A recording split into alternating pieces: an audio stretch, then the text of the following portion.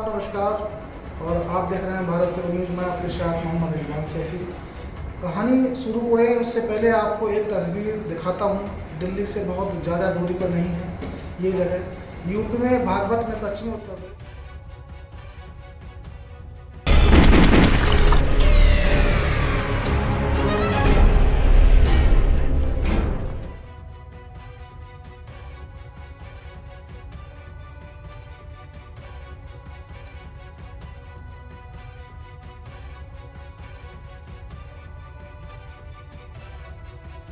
हमारी हमें कोई नहीं पता कि हमारा लड़का कहाँ है। ना जी इन्होंने कोई हमारा हाथ दिया जी। पुलिस हमारे से पूछताछ करे साहब, हमें क्या पता जी। इन्होंने अपनी लड़की मायर का वहाँ दाब दी जी, बिना पोस्टमार्टम के दाब दी जी। नहीं और हमें डरा रखे जी, पूरे धमकी दे रखी जी हमें। मेरा लड़का लापता है जी, मेरा लड़का दिखा दे जी, किसी तरह गोली मारने की धमकी दे रखी साहब यहाँ पर उसे। इस वक्त इस जगह पर एसडीएम मौजूद, पुलिस की टीम और साथ में गांव वाले, और यहाँ एक ऐसी कब्र की खुदाई चल रही है जिस कब्र में ऑलरेडी 3 दिन पहले ही एक लाश को दफना जा चुकी थी। 72 घंटे बाद अब उसी कब्र को दोबारा खोदी जा रही है और उस कब्र में सिर्फ उसी लाश को बाहर निकाला जा रहा है। अब कब्रिस्तान के अंदर से, कब्र के अंदर से एक लाश को 72 घंटे में क्यों निकालनी पड़ी, क्या वजह है इसकी, क्यों एसडीएम, पुलिस, गांव वालों को भीड़, और यहाँ पर इस तस्वीर की पूरी कहानी आपको सुनाने जा रहा हूँ। उससे पहले बात करीब 18-20 साल पहले की होगी, पुरानी 18 या 20 साल शायद, इसी पश्चिमी उत्तर प्रदेश एक जगह जहाँ का नाम नहीं लूँगा। मेरा एक दोस्त जो वहीं से एक बिलोंग करता है, वहीं का रहने वाला, दिल्ली आया, उसने जर्नलिस्ट किया और वह एक जर्नलिस्ट है, वह एक क्राइम जर्नलिस्ट। उसके बहुत सारे शूट पर हम साथ रहे। उसने मुझे एक दिन एक कहानी सुनाई। उसने कहा कि ये जो पूरा बेल्ट है पश्चिमी उत्तर प्रदेश में, इसमें एक चीज़ आज भी है कि अगर एक ही गोत्र का लड़का और लड़की में शादी हो जाए या फिर एक दूसरे धर्म में शादी हो जाए, इस गांव में आज भी फरमान जारी होता है और फिर लड़का और लड़की को मार दिया जाता है, क्योंकि उन्होंने गांव की परंपरा का उल्लंघन किया है। इस दौर में 15-20 साल पुराना भी कोई बाबा आदम का दौर नहीं था। सुनकर बड़ा अजीब लगता था कि आज भी ऐसा होता होगा। ऐसा इलाका है तो पता चला कि हरियाणा में भी है, पश्चिमी उत्तर प्रदेश में भी है, जो के भी होंगे उससे सत्ता हुआ है। और इलाका है कि उसने एक कहानी सुनाई थी और ये रियल कहानी है। उसे बताया था कि उसके जो बड़े भाई और वह उसके गांव के प्रधान बनने के बाद अब गांव में जब भी कुछ होता है तो पंचायत बैठती है, प्रधान का हुक्म सर्वोपरि सभी को मानना होता है, गांव में रहना होता है।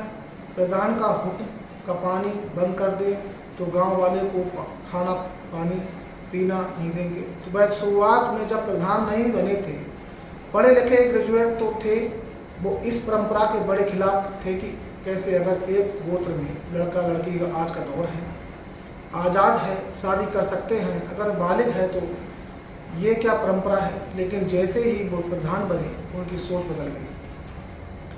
शायद दबाव है कि उन्हें उसी इलाके में रहना होगा। तो एक केस आया है एक लड़का और लड़की का, दोनों एक दूसरे से प्यार करते थे लेकिन दोनों एक ही गोत्र के थे और गोत्र के हिसाब से दोनों फिर नौ वालों का मानना था कि भाई बहन तो शादी नहीं हो सकती थी। अब दोनों भागकर दोनों ने शादी कर ली, शहर में रहे। अब लड़की और लड़का, उसे अपने माँ बाप की याद आई। उसने चुपचाप एक दिन फ़ोन किया अपनी माँ को और कहा, मैं आप लोगों की बड़ी याद आती है, शादी तो कर दी लेकिन आप लोगों का आशीर्वाद नहीं मिल सका। अगर आशीर्वाद मिल जाता तो हमारी ज़िंदगी कामयाब हो जाती।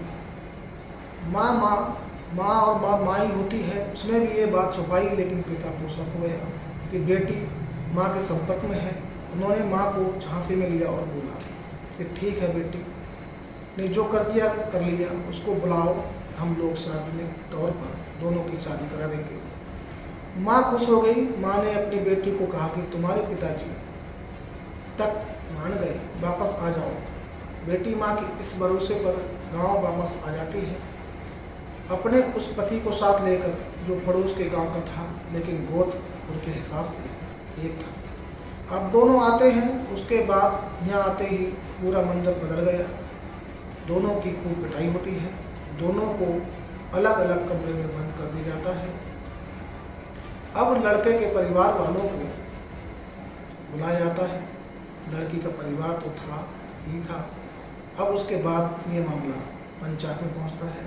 अब पंचायत बैठती है और अब बताया गया कि भाई ये दोनों एक गोत्र के हैं, परंपरा ये है कि शादी नहीं कर सकते, तो इन्हें सज़ा मिलनी चाहिए। जो मैंने आपने जिस दोस्त की बात कर रहा हूँ, जो बड़े भाई उसके बाद में बनी पंचायत बैठी, और उससे पहले भी ऐसे कई फैसले हो चुके थे, जिसे फैसले को प्रधान बनने से पहले गलत मानते थे। लेकिन उस दिन जब पंचायत बैठी तो सभी ने एक फैसला लिया, जिसमें उस प्रधान साहब की भी रजामंदी थी, और वह ये था कि उसमें कुछ नहीं कर सकते। लड़की वाले तुम अपनी बेटी को अपने हाथों से मार दो, लड़की वालों तुम अपने हाथों से अपने बेटों को मार दो। यही पंजाब का फैसला था, पंचायत का फैसला था। अगले दिन लड़के और लड़की दोनों को मार दिया गया और उसके बाद उनका अंतिम संस्कार कर दिया गया। पूरे गांव को पता था, लेकिन बदनसीब ये कि जो पुलिस प्रशासन वह वहाँ पर पोस्ट थे, इत्तेफाक से वह भी उन्हें गाँव से आते थे, जहाँ पर ये परंपरा थी, और वही उन परंपराओं से बंधे हुए थे कि अगर ऐसा होगा, पंचायत का फैसला होगा, तो कोई उंगली नहीं करेगा। इसलिए ये मामला पुलिस भी दब गया, प्रशासन में भी दब गया, हर जगह दब गया और उन दोनों को मार दिया गया। जिस दोस्त ने बताया वह इस बात का गवाह था। वक्त बीता, उसके बाद मैंने अपनी क्राइम रिपोर्टिंग में ऐसे दो, इसी पश्चिमी उत्तर प्रदेश में तब ऐसे ही एक नाम दिया जाता है, ऑनर किलिंग, इज्जत के लिए कत्ल। हालांकि ये नाम ये गलत है कि फिर कुछ लोगों ने मीडिया के नाम से दिया हॉरर किलिंग। शायद ये भी नाम गलत है, इसको कहीं से कोई नाम नहीं दिया जा सकता था कि अगर एक लड़की वालिद को और अपनी मर्जी से शादी कर रहा है तो उन दोनों को मार दिया जाए। कहाँ से इसको आप जस्टिफाई करेंगे या सही ठहराएंगे? लेकिन अफसोस की बात ये है कि आज इस दौर में भी कुछ इलाके हैं जहाँ ये होता है कि ऐसी खबरें सामने नहीं आती हैं। थोड़ी देर पहले आपको ये खबर दिखाई जिसमें 72 घंटे पहले एक लाश को दफनाई गई, और 72 घंटे के बाद एसडीएम और पुलिस की मौजूदगी में उस कब्र की खुदाई करने के बाद लाश को बाहर निकाली गई। उसी फितूरी नाम एक ऑनर किलिंग कहें, इज्जत के लिए कत्ल कहें, ये सब हालांकि बकवास शब्द हैं। ये उसकी सबसे ताज़ा कहानी है कि ये कहानी 17 साल की एक लड़की सानिया की है, 18 साल के एक लड़के सागर की कहानी। बागपत की एक 23 और 24 जुलाई की रात को एक शख्स बागपत के पुलिस स्टेशन में फ़ोन करता है। उसका नाम था नामपाल। फ़ोन करता है, कहता है कि साहब मेरी बेटी की जान खतरे में है। उसका नाम सागर है, उम्र 17 साल है, और हम सब यहाँ तो बागपत किसी गांव के, लेकिन रोजी रोटी की तलाश में हिमाचल प्रदेश पहुँच कर काम करते हैं। भाई हमारा पूरा परिवार काम करता है। होली पर यहाँ आए थे, और अब मेरा बेटा, भाई मेरे बेटे को ढूंढ दीजिए, क्योंकि कहीं ना कहीं हो सकता था कि उसको मार दिया जाए। और फिर वह शख्स पुलिस को बताता है कि उसके बेटे की जान इसलिए खतरे में है कि वह बागपत की एक लड़की है जिसका नाम सानिया है, उम्र 17 साल, मुस्लिम परिवार से। सागर और सानिया प्यार करते हैं। घर वालों को पता चला और उन्होंने उसे उठाया, मारा पीटा, और 23 तारीख को ही सानिया का कत्ल कर दिया। सानिया ने अपने घर वालों को मुझे ये भी डरा है कि कहीं उसके कत्ल का इल्ज़ाम हमारे ऊपर ना जाए, और मेरा बेटा कहाँ है मुझे पता नहीं, फिक्र हो रही है, आप प्लीज़ बचा दीजिए। पुलिस को फ़ोन किया लेकिन पुलिस ने कोई एक्शन नहीं लिया। उसे लगा ठीक है चलो अब इधर बाप घबराए हैं, अब रामपाल क्या करें। फिर उसने इंतज़ार किया, पुलिस ने कुछ नहीं किया। फिर उसने वीडियो बनाया, ये वीडियो 40-50 सेकंड का होगा लगभग। इसी वीडियो में उसने पुलिस यूपी के चीफ मिनिस्टर योगी साहब इन सबका जिक्र किया और कहा हमारी जान को बचा दीजिए। तो जब पुलिस ने कोई कार्रवाई नहीं की उसके फ़ोन पर, तब उसने एक वीडियो रिकॉर्ड किया। ये वह वीडियो जिसमें रामपाल जो कुछ कह रहा था। आप इस बस में मेरी एक रिक्वेस्ट है कि जी डीएम साहब से भी है, एसएसपी साहब से भी है और मुख्यमंत्री देवी हमारे की भी है। हम लोग कोई नहीं पता कि मेरा लड़का कहाँ है, कोई हमारा दिया जीव नहीं है कि पुलिस हमारे से पूछताछ करे। साहब हमें क्या पता जी उन्होंने अपनी लड़की मार का वहाँ दबा दी है, बिना पोस्टमार्टम के दबा दी है जी, नहीं हरामत कराया। कहीं जी पूरा धमकी दे रही है कि उसमें मेरा लड़का लापता है जी, मेरा लड़का जुगाड़ देवी किसी तरह घोड़ी मारने की धमकी दे रही है। साहब यहाँ पर सही जिन्होंने तो अब ये वीडियो सामने आया, उसने पुलिस वालों को भेजा। अब पुलिस वाले हाथ पैर फूले कि भैया ये वीडियो में तो सारी बात कह रहा है, मामला संगीन है, सीएम तक का नाम ले रहा है, ऊपर अधिकारियों तक नाम ले रहा है कि भैया आप मदद कीजिए। अब अगर नहीं किया तो फिर पुलिस वालों पर घास गिरेगी। अब पुलिस वाले हरकत में आए, रामपाल से पूछताछ की। उसने बात रामपाल ने बताया कि वीडियो में कह रहा है कि उन्होंने अपनी लड़की को दबा दिया है, मतलब दफना दिया है। लोकल भाषा में रामपाल के इस बयान के बाद पुलिस ने जब तफ्तीश शुरू की, जांच की, तो पता चला कि वाकई जिस लड़की का ये जिक्र कर रहे हैं उस लड़की की 3 दिन पहले मौत हो गई है। अब पुलिस ने हर तरफ से पूछताछ करने के बाद जब घर पर गए तो घर वालों ने पूछताछ की। उन्होंने कहा हाँ साहब हमारी लड़की बीमार थी, उसे टीबी थी और उसकी मौत हो गई, हमने उसे कब्रिस्तान में दफना दिया है। तो पूछा कोई पोस्टमार्टम या कुछ बताया गया नहीं। अब पुलिस को रामपाल की शिकायत थी। इसके बाद रामपाल ने जो कहानी सुनाई, उसके बाद घर वालों को उठाया गया और सानिया के ताऊ और चाचा उनके लड़कों पर फिर पूछताछ हुई। जब पूछताछ हुई तब उन्होंने कबूल कर लिया कि हाँ हमने अपनी बेटी को मारा है। माँ बाप ने, नई लड़की के ताऊ, चाचा और उनके बच्चों ने। अब जब ये हुआ तो फिर पुलिस ने मामला दर्ज किया। उसके बाद डीएम साहब के पास पहुंची। उसने कहा कि अब ये मर्डर का केस है, यह टीवी से हुई है। ये सच तभी पता चलेगा जब इस लाश को कपड़े से बाहर निकालेंगे, उसके लिए इजाज़त दी जाए।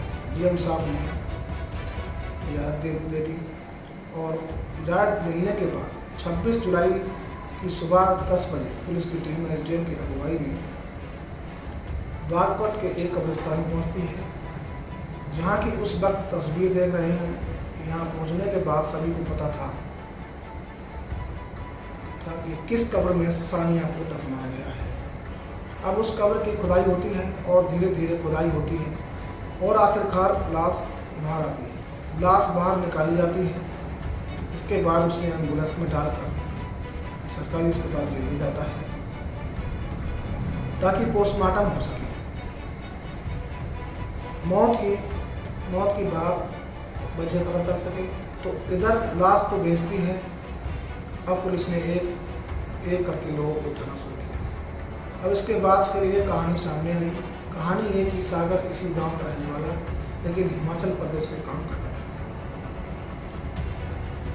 जब बीच में छुट्टियां मिलती घर आता, उसी गांव की रहने वाली सानी का परिवार अच्छा खासा ताकतवर परिवार। इस गांव का उसके दादा एक पॉलिटिकल लीडर भी रहे। एक राजनीतिक पार्टी के साथ उनका रिश्ता था और उसकी वजह से गांव आसपास के गांव में उनकी अच्छी जान पहचान थी। और अच्छी दवाओं किस्म की आदमी थी और ठीक ठाक पैसे भी। सागर के घर वाले गरीब, लेकिन इश्क मोहब्बत या मेरी गरीबी, ताकत कमजोरी कब कहाँ देख पाई है। तो इसी दौरान मैं जब भी गांव आता, सानिया उसकी मुलाकात हुई और फिर ये मुलाकात दोस्ती बदली, फिर दोस्ती प्यार। अब सागर और सानिया प्यार करने लगे, पर उन्हें भी पता था दोनों अलग अलग धर्म के हैं, दोनों में अमीरी और गरीबी की बहुत बड़ी दीवार है, लेकिन दोनों एक दूसरे से छुप छुपा कर मिलते रहे। इसी दौरान में लास्ट होली में सागर घर आ गए बागपत, और यहाँ आने के बाद फिर दोनों में बात थी। उसके बाद ये हुआ कि हमें एक साथ रहना चाहिए, शादी कर लेनी चाहिए। 17 जुलाई को इसी महीने एक और दोनों ने पहले से ऐलान किया और सागर और सानिया बागपत से भाग गए। ये दोनों पहुँचे हिमाचल प्रदेश, जहाँ सागर काम करता था। अब ये दोनों भाग्य शाम हो गई। शाम तक सानिया घर नहीं लौटी, पर घर वालों को फिर उन्होंने पता करना शुरू किया। इधर सानिया की अम्मी को ये पता था कि सानिया और सागर एक दूसरे से प्यार करते थे। उधर अब 17 जुलाई को सानिया की तलाश हो रही थी, घर वाले इधर उधर पूछताछ कर रही थी। तब तक रामपाल ने सानिया की मम्मी को फ़ोन किया और कहा कि दोनों हिमाचल में हैं। सानिया की मम्मी ने कहा कि आप उनके फादर को मत बताना, पता नहीं क्यों होगा, लेकिन खैर लोगों को, इन दोनों के कुछ लोगों को रिश्ता पता था सागर और सानिया का। हिमाचल में रहता था, तो परिवार के लोग हिमाचल पहुंच गए। हिमाचल पहुंचे और सागर की मोटरसाइकिल के जरिए उस जगह तक भी पहुंचे और फिर हिमाचल के गांव से दोनों को बरामद कर लिया। अब दोनों को बरामद करने के बाद सानिया के घर वालों से लेकर गाजियाबाद पहुंचे। गाजियाबाद के पास ताऊ का एक ट्यूबवेल और इलाका था, एक जगह और अच्छी। वहाँ के आने के बाद उन्होंने सागर की खूब पढ़ाई की। अच्छा, सागर के साथ साथ उसके घर वालों ने भी, उसके पिता माँ बाप को भी उठा लिया, उन्हें बंधक बनाकर रखा और खूब मारा पीटा। सागर के साथ साथ सानिया, ताऊ और चाचा सानिया को पीट रहे थे। दोनों को बराबर माना जा रहा था। उसके बाद उन्हें बंधक बनाकर रखा गया। फिर दोनों दिन तक रखा, समझाया, लेकिन सानिया जो जिद पर रह रही थी, शादी करेगी तो सागर से करेगी। इधर तो दिन बाद सागर और उसके घर वालों को इस धमकी के साथ छोड़ दिया गया कि अगर दोबारा सानिया के पास भी अगर नजर आए तो मार डालेंगे। वह दोनों अब उनको भेज दिया गया। इधर अब सानिया थी, सानिया लगातार जिद्दी थी, नहीं मैं सागर के साथ जाएगी। माँ बाप सानिया के अपने ताऊ और चाचा के इस जुल्म के सपोर्ट में तब तक नहीं थे। फिर जब ताऊ और चाचा सबने कहा कि नहीं, ये तो खानदान का नाम खराब कर देगी और ये मान नहीं रही है, इसलिए एक ही तरीका ऐसे माना।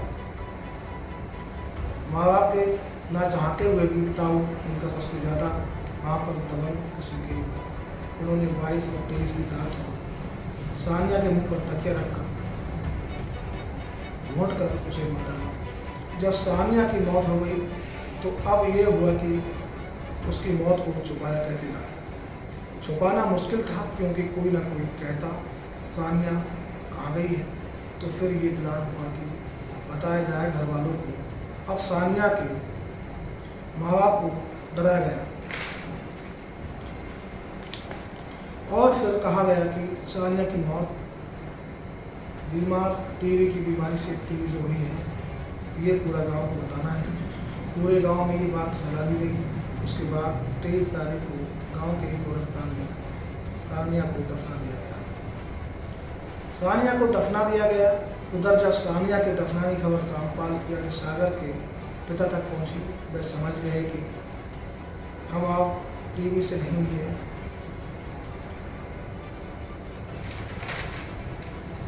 क्योंकि उन्होंने सानिया अपनी आंखों से पीटते हुए देखा था। उन्हीं के ताऊ और बाकी लोग के हाथ रामपाल घबरा गए। अगर सानिया अच्छा, अब रामपाल और उनके बेटे के बीच में कम्युनिकेशन नहीं है, सागर कहाँ है उन्हें नहीं पता। अब उन्हें लगा जो शख्स अपनी बेटी को मार सकता है, फिर उसके बेटे को क्या हैसियत होगी, उसे भी मार डालेगा। वह घबरा गया। इधर सानिया को दफना दिया गया। पूरे गांव में कोई आवाज़ उठाने वाला नहीं, किसी को शक नहीं, कोई पोस्टमार्टम नहीं। अचानक टीवी से बीमारी से मौत, घरवाली डर से खामोश, सानिया की माँ भी खामोश। और 2 दिन तक बीत गए। तो फिर रात को रामपाल को लगा कि अगर अपनी फैमिली की जान बचानी है, खुद की बचानी है, और ये भी है कि कल सानिया की मौत का इल्ज़ाम भी न डाल दे, तब उसने पुलिस को फ़ोन किया और बताया कि जो सानिया की मौत हुई है उसे दफनाया गया है, दावा गया है, वो सब में मर्डर है और घर वालों ने किया, लेकिन पुलिस ने सीरियसली नहीं लिया। जब नहीं लिया तब रामपाल को सोशल मीडिया की अहमियत का भी एहसास था। उसे लगा इस वीडियो को बनाकर अगर हम जगह जगह बांट देंगे तो शायद सच्चाई सामने आए, और उसने ऐसे ही किया। उसने एसपी और सीएम हैं सबके नाम लिए। इसी वीडियो के बाद बागपत पुलिस अब पहली बार ईमानदारी से काम करती है और फिर लाश सामने बाहर आती है और इसी तरीके से सच्चाई सामने आती है। सागर फिलहाल ये पता चला कि सुरक्षित है हिमाचल में, और बागपत पुलिस उसका स्टेटमेंट दर्ज कराने के लिए उसे हिमाचल से बागपत ला रही है। अभी तक इस मामले में 6 लोगों को गिरफ्तार किया गया है। 3 लोग और हैं जो फरार हैं। 9 लोग टोटल नामजद हैं, जिन नेताओं के नाम हैं चाचा है, उसके केसेस हैं सानिया के। और पुलिस इस बारे में भी इन्वेस्टिगेशन कर रही है कि सानिया के अपने माँ बाप का कितना बड़ा रोल है।